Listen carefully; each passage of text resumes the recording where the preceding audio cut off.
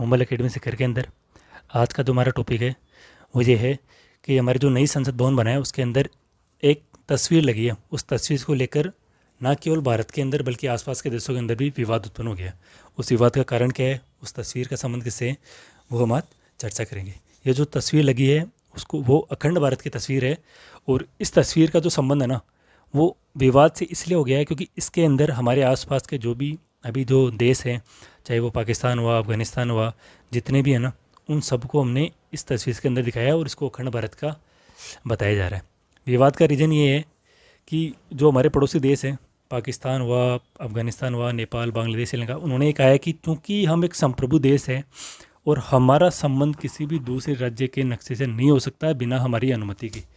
तो ये जो आपने अखंड भारत में जो हमारा बताया है वो उसको हम अस्वीकार करते हैं और उसका हम विरोध करते हैं। विवाद ये था।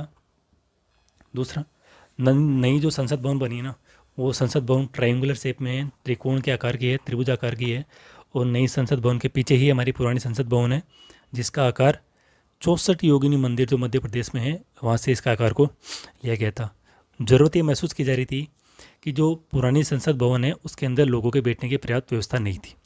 और एक रीज़न ये था कि चूँकि देश की जनसंख्या बढ़ चुकी है इसलिए लोकसभा और राज्यसभा के अंदर सीटों की संख्या भी अब बढ़ाई जाएगी। अगर सीटों की संख्या बढ़ती है तो पुरानी संसद भवन के अंदर इतनी पर्याप्त सीटें हैं नहीं। दूसरा, पुरानी संसद भवन में जो आधुनिक जो भी टेलीकम्युनिकेशन, आईटी वगैरह के जो भी नई नई चीज़ें लगाने में जो खर्चा आ रहा था वो हर साल लगभग 1,000 करोड़ का खर्चा आ रहा था। तो इन सभी ज़रूरतों को देखते हुए सेंट्रल विस्टा प्रोजेक्ट जिसकी कीमत लगभग 20,000 करोड़ है उसके अंतर्गत नई संसद भवन का निर्माण किया गया है। और नई संसद भवन का जो लागत मूल्य है वो लगभग 1,000 करोड़ के आसपास है। अभी 28 मई को प्रधानमंत्री मोदी ने नए संसद भवन का उद्घाटन किया। हालांकि उद्घाटन के साथ ही विवाद भी शुरू हो गए।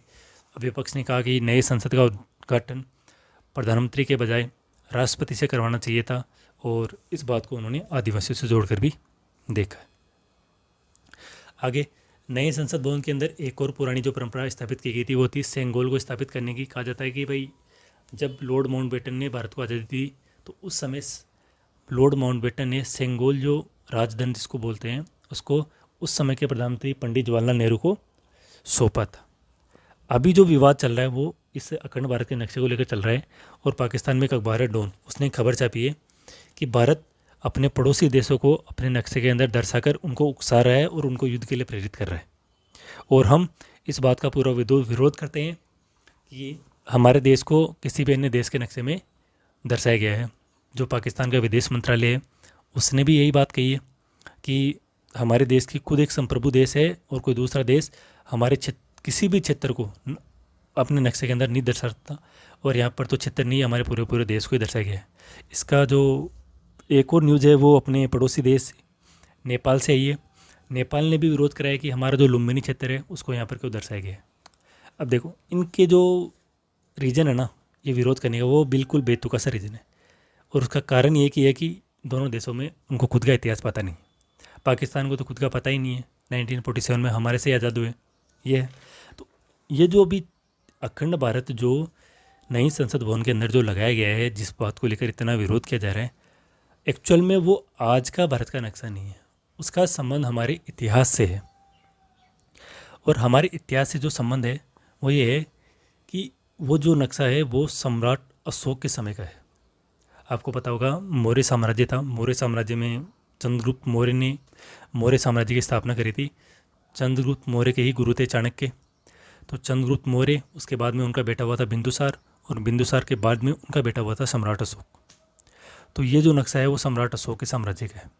कहते हैं कि जो सम्राट अशोक थे उन्होंने अपने 99 भाइयों को मारकर इसकी वो सम्राट बना था यहाँ पर। और बाद में सम्राट अशोक बौद्ध धर्म अपना लेता है और बौद्ध धर्म के प्रचार प्रचार में लग जाता है, युद्ध वगैरह को त्याग देता है। शांति की वो बात करता है कि शांति की स्थापना करी जानी चाहिए, युद्धों में कुछ भी नहीं रखा है। तो जो पाकिस्तान, नेपाल और जो भी पड़ोसी देश इस बात का विरोध कर रहे हैं जो नक्शा हमने लगाया है, अगर उन्होंने इतिहास पढ़ा होता तो शायद वो इस बात का विरोध करते ही नहीं कि ये जो नक्शा है वो आपने क्यों लगाया है। इस नक्शे का संबंध सम्राट अशोक से है और ये हमारे इतिहास के बारे में हमें जानकारी देता है। ठीक है, आगे जो नेपाल के विरोध की बात हो रही है कि नेपाल कहता है कि हमारे लुम्बिनी क्षेत्र को क्यों दर्शाए, तो नेपाल का जो संबंध है वो महात्मा बुद्ध से है। महात्मा बुद्ध का जन्म नेपाल के लुम्बिनी में ही हुआ था और वहाँ से उसके बाद में महात्मा बुद्ध तपस्या उपस्या करते हैं और उसके बाद में अपना पहला उपदेश सारनाथ के अंदर देते हैं। और यहीं से भारत से ही उसके बाद में बौद्ध धर्म का जो प्रचार प्रसार है वो दुनिया के बाकी जितने भी भारत के आसपास के देश है उन सभी देशों के अंदर हुआ है, चाहे वो चाइना हो, नेपाल हो, मलेशिया हो, कंबोडिया हो, वियतनाम हो, थाईलैंड हो, जापान, साउथ कोरिया इत्यादि देशों के अंदर बौद्ध धर्म का प्रचार हुआ है। तो नेपाल का जो ईर्ष्या करने का रीज़न है, एक तो ये मैंने आपको बता दिया कि क्षेत्र को दर्शाया वो, दूसरा ये है कि नेपाल को हमेशा इस बात से आपत्ति होती है कि जिन महात्मा बुद्ध का जन्म हमारे लुम्बिनी क्षेत्र के अंदर हुआ है तो बौद्ध धर्म को फैलाने का क्रेडिट हमेशा भारत को क्यों जाता है, जबकि महात्मा बुद्ध का जन्म तो हमारे लुम्बिनी में हुआ। एक तो ये कुछ समय पहले कोरोना के समय की बात है, नेपाल के जो प्रधानमंत्री थे उन्होंने तो यहाँ तक कह दिया था कि भगवान राम का जन्म भी हमारे नेपाल के अंदर हुआ है। अरे वाह भाई, तुम्हारे कहने से हो गया क्या, तुम तो कुछ भी कह दोगे कल। ये है तो इनका रीज़न तो मेन रीज़न यही है, एसिक्स है इनका। इतिहास तो ये लोग अपना पढ़ाते हैं नहीं, ना नेपाल को अपने इतिहास के बारे में इतना पता है, ना ही पाकिस्तान को पता है। पाकिस्तान तो अपना इतिहास बताता भी नहीं है। रीज़न ये है कि पाकिस्तान के इतिहास में जो हिस्ट्री की किताबें हैं उनको बहुत ज़्यादा काट छाट के पढ़ाया गया है और उनमें जो भारत के जो राजा थे उनको तो कम दिखाया गया है और जो मुग़लों का इतिहास है उसका वहाँ पर महिमा मंडन किया गया है।